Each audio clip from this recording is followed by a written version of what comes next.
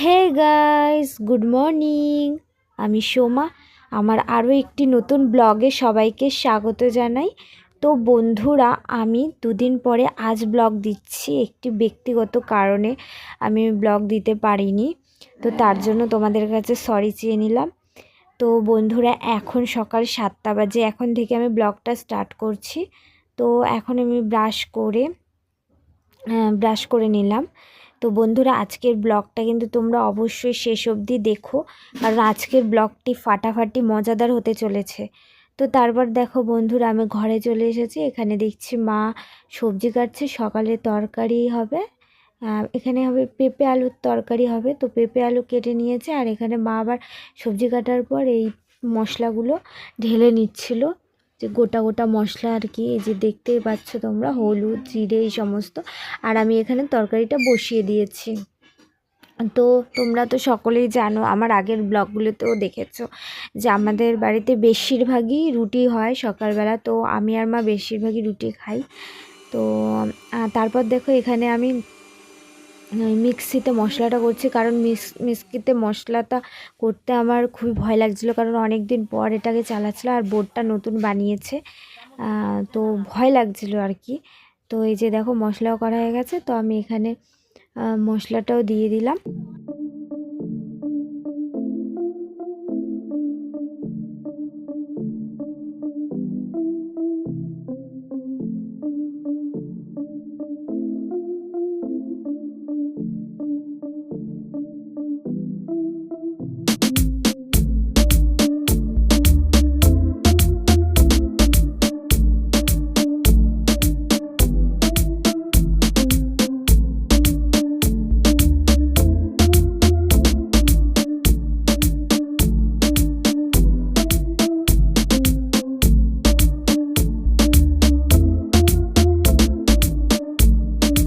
তো বন্ধুরা, এদিকে দেখো প্রায় আমার তরকারিটাও হয়ে গেছে, পেঁপে আলুর তরকারি। তো জানো তো বন্ধুরা, সচরাচর আমি কিন্তু পেঁপে আলুর তরকারি খুব টেস্টি বানাই।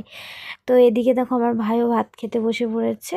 তো ও বেশিরভাগ ভাতই খায় সকালবেলা, আমি আর মা রুটি খাই, তোমাদের তো বললামই আগে। আর এদিকে দেখো, বাড়ির সামনে একটা মাছওয়ালা এসেছিলো। তো ওনার কাছ দিয়ে আমরা প্রায় মাছ নিই, রোজই মাছ নিই ধরতে গেলে। তো এই যে একটা বড় রুই মাছ নিয়েছে। তো এইটা মা কাটছে। মা আমাকে বললো, তুই কাট। তো আমি বললাম, তুমি আজকে কাটো, আমি ভিডিও বানিয়ে দিচ্ছি। তো এই যে মা মাছটাও কেটে নিচ্ছে। মাছটা কিন্তু বন্ধুরা সাইজে অনেক বড় ছিল, প্রায় 1 কিলো। তো তারপর দেখো, মাছ টাছ কাটা হয়ে যাওয়ার পর সমস্ত কিছু রেডি করে নিয়ে বাইরে চলে এসেছে উনুনে রান্না করবে বলে। তো তোমাদেরকে তো আগেই বলেছি বন্ধুরা, যে আমরা শীতকালে বেশিরভাগ বাইরেই রান্না করি উনুনে। এই যে মা বাইরেই রান্না করছে উনুনে, এই যে দেখো। তো বন্ধুরা, এদিকে তারপর দেখো, আমি পুজো দেবো না, তাই মাকে বললাম তুমি স্নান করে পুজোটা দিয়ে নাও, তাড়াতাড়ি বেলা হয়ে গেছে। তো এই যে দেখো, তারপর মা পুজো দিয়ে নিচ্ছে।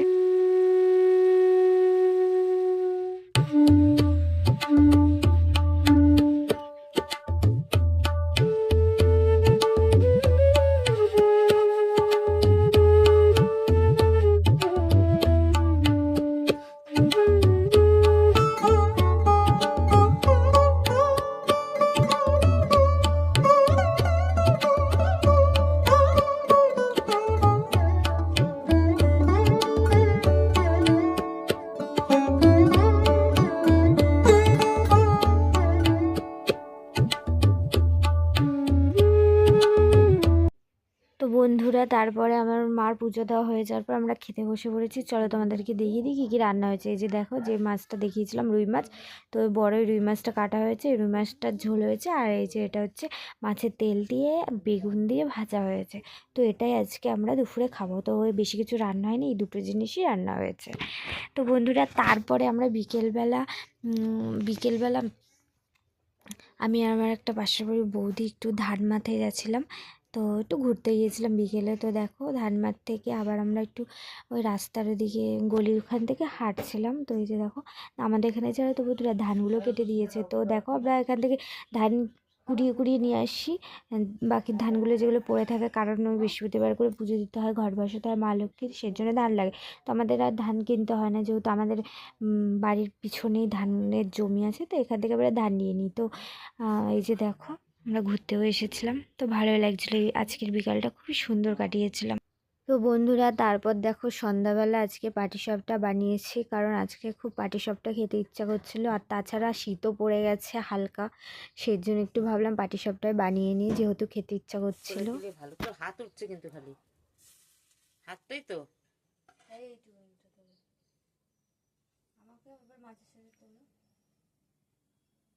ঘুরিয়ে ফেলে তাহলে একভাবে এক জায়গায় রাখবা না, এবার একটু এগুলো